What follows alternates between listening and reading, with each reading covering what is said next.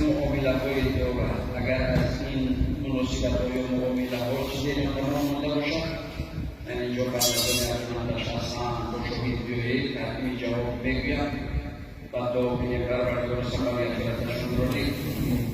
قبرشون رو بزرگ در خونه‌ها روحشون رو شاد از فرزندان و فرزندان و نزدیکان و اهل و خانواده خوشحال و همیشه روزشون بگردن